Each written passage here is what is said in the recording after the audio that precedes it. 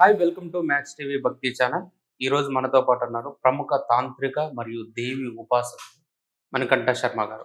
నమస్కారం గురుదేవ. పరమేశ్వరార్పణమస్తు. గురుదేవ, ఈ రోజుల్లో చాలా మంది కాలభైరవుణ్ణి ఇంట్లో పెట్టుకొని పూజించకూడదు అంటున్నారు. ఇది నిజమేనా? వాస్తవరీత్యా చెప్పుకోవాలంటే కాలభైరవుడు అనేటువంటి వ్యక్తిని మనం ఇళ్లలో పూజించడం తగదు. ఓకే. కాలభైరవ దేవాలయంలో కానీ లేదా మర్రి చుట్టూ ఉన్నటువంటి ప్రాంగణంలో కానీ కాలభైరవ ఆరాధనకి ప్రాధాన్యమైన వ్యవస్థ. ఓకే.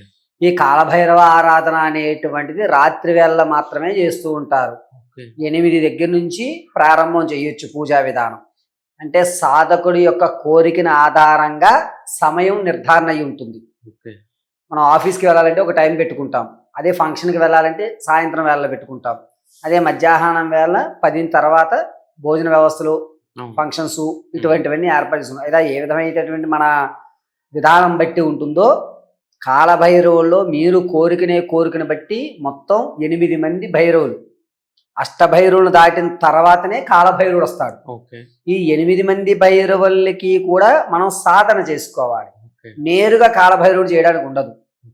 మీరు ఎక్కడన్నా అఘోరాలను చూస్తే కాలభైరవ స్వరూపము అని చెప్పుకుంటుంటారు వాళ్ళు. చాలా వరకు ఆరాధన కూడా కాలభైరవ ఆరాధన అంటారు. చెప్పని నిగూఢ రహస్యం ఏమిటంటే అష్టభైరవులు చేస్తే గానీ కాలభైరవుడి దగ్గరికి వెళ్ళడానికి ఉండదు. కాబట్టి ముందు అష్టభైరవులు చేయాలి. ఆ అష్టభైరవులను కూడా గురు మంత్రోపదేశ పరంగా, అది కూడా మర్రి చుట్టూ దగ్గర మాత్రమే పట్టు ఉంటుంది. ఉన్నతమైనటువంటి విలువ, ఆ సాధనకి తగు ఫలితం, శ్రమకు తగ్గ ఫలితం రావాలి అంటే మర్రి చెట్టు దగ్గర కాలభైరవ సాధన అత్యంత మంచి ప్రభావితం. చాలా మంది తాము అనుకున్న కోరికలు నెరవేరాలంటే కాలభైరవుడికి ముడుపు కట్టుకుంటే నెరవేరుతాయి అంటున్నారు కదా. కాలభైరవుడికి ఏ విధంగా ముడుపు కట్టాలి? కాలభైరవుడి దగ్గర వచ్చేసరికి ముడుపు అనే విధానంలో నల్లటి వస్త్రంలో చక్కగా తెల్లటి బియ్యము, అందులో రాళ్ళు, బెడ్డలు, గుడ్లు ఉండకూడదు. ఆ బియ్యం శ్వేతవర్ణ బియ్యంతో వేసుకుని అందులో నల్లటి దాల్చిన చెక్క, దానికి కొంచెం కాటుక రాసి నల్లగా ఏర్పాటు చేసి ఒక దాల్చిన చెక్క వేసుకుని, ఆవాలు కాస్తన్ని ఆవాలు వేసుకుని మీ మనోవాంఛను చెప్తూ అందులో ఒక పసుపు కొమ్ము, అదేవిధంగా 21 రూపాయి కాయిన్లు అందులో పెట్టి కాలభైరవుడికి క్రాస్గా మనం ముడిపి కట్టుకుని ఆ ముడిపికి ఎర్రటి దారంతో ముడి వేయాలి. ముడి వేసుకున్న తర్వాత కాలభైరవ సాధన ప్రారంభం చేసుకోవాలి. చేసిన తదనంతరం మీ కోరిక ఫలించిన తర్వాత ఈ బియ్యము ఇవి ఏవైతే ఉన్నాయో ఈ 11 రూపాయలు పక్కగా పెట్టుకుని, 21 రూపాయలు కానీ 11 రూపాయలు కానీ మీ స్తోమత, అవి పక్కగా పెట్టేసుకుని ఇవన్నీ మిక్సీ బట్టి దోశల కింద వేయించాలి. ఆ దోశలను కుక్కలకి రాత్రి వేళ 10 తర్వాత సమర్పించాలి. ఈ 11 రూపాయలు ఉన్నాయి చూసారా, ఇవి ఏదన్నా శివాలయంలో కానీ, ప్రతిష్ఠితమైనటువంటి శివాలయాల్లో కానీ, లేదా కాలభైరవుడి దేవాలయంలో హుండీలో కానీ మా కోరిక తీరింది నాయన అని చెప్పి వదిలిపెట్టి వేయాలి. ఇలా వదలడం వల్ల మన వ్యామోహాలన్నిటినీ కూడా స్వామివారి పాదాల మీద, అంటే ఏంటంటే ఎక్కడన్నా సరే ఏదన్నా సాధనలు కానీ వ్యవస్థ కానీ చేస్తున్నప్పుడు ఒక రూపాయి వ్యవస్థతోటి ఇస్తూ ఉంటారు. చేతికి దానం అనేటువంటి చేస్తారు. అంటే అక్కడతో దాన్ని విడిచిపెట్టేస్తాము అని.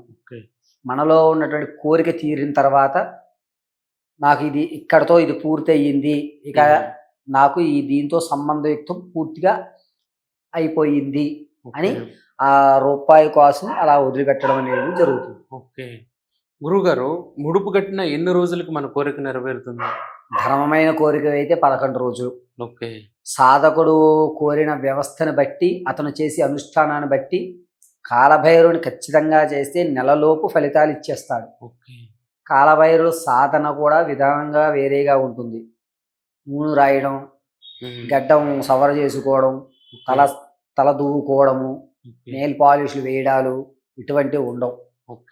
సాధకుడు ఏ విధంగా అయితే ఉన్నాడో అదే విధంగా ఉదయం లేచి బ్రష్ చేయడం, మొహం మీద కాస్త నీళ్లు కొట్టుకుని తుడిచేసుకోవడమే, అంతే తప్ప పౌడర్ రాయడం, స్నోసులు రాయడం ఇవి ఉండవు.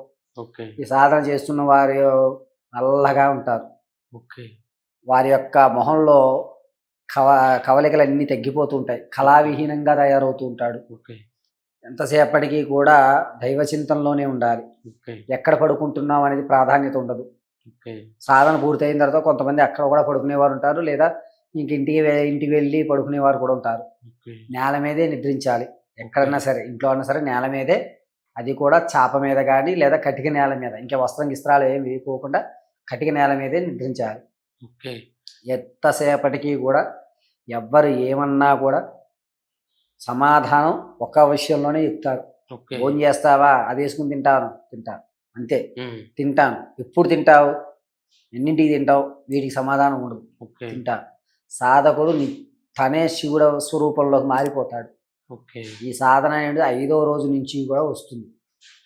నాలిక ఎప్పుడూ కూడా ఆ కాలభైరవ స్మరణ, ఆ మూలమంత్రం జపిస్తూనే ఉండాలి. ఓకే. ఏ స్థితిలో అన్నా సరే. ఓకే.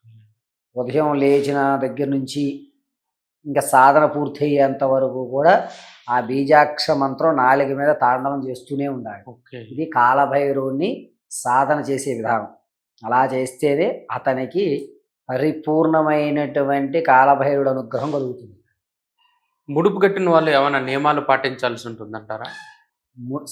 ముడిపు కట్టిన తర్వాత మామూలుగా ఇంట్లో చేసుకున్నటువంటి విధానంగానే చేస్తారు. సాధన చేసి ముడుపు కట్టడం వేరు, ఓకే. కోరికతో ముడుపు కట్టడం వేరు. ఓకే.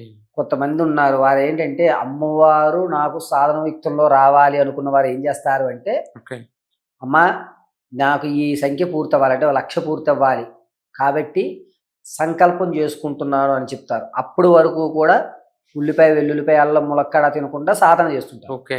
ఇందులో అన్నీ తినొచ్చు, సాధకుడు అన్నీ తినొచ్చు, నియమం ఏమి ఉండదు. ఓకే. ఇంకా ఇందులో కాలభైరవుడికి నియమం అనేది ఉండదు. ఓకే. ఇక కోరికతో ముడుపు కట్టడం ఉంటుంది, అది కోరిక పూర్తయ్యేంత వరకు నియమంగా ఉంటుంది. ఓకే. కాలభైరవుల్లో కోరికతో ముడుపు కట్టారనుకోండి, అప్పుడు నియమాలు ఉంటాయి. సాధన కోసం ముడుపు కట్టామనుకో నియమం ఉండదు. ఇవి 2 రకాల విధానం. చాలా ప్రాంతాల్లో కాలభైరవుడికి కూడా జంతు బలి చేస్తున్నారు. కాలభైరవుడికి జంతు బలి పూజ విధానం ఉందా? ఉందండి. కాలభైరవుడు కూడా కోడి, మేక అనేటువంటి బలిస్తూ ఉంటారు. ఓకే. కాలభైరవ స్వరూపంలో మాంసకృతువు సంబంధించినవి కూడా సమర్పించడం అనేది జరుగుతుంది. ఓకే. కాకపోతే ఇక్కడ కాలభైరవుడి బలిహరణ చేస్తున్నప్పుడు దీపము అనేటువంటిది కేవలం క్రోష్మాండంలోనే వెలిగిస్తాం. ఓకే. మిగిలిన సాధనలో అయితే మామూలుగా నువ్వుల నూనె, ఇప్ప నూనె, ఆవదం వేటితోటో ఆ సాధన బట్టి వెలిగిస్తాం. ఓకే. ఇక్కడ క్రోష్మాండ దీపంతో ప్రారంభం. ఓకే. అంతం కూడా క్రోష్మాండ దీపమే చూపించాలి తప్ప ఇంక ఏ దీపారాధన పనికిరాదు. ఓకే.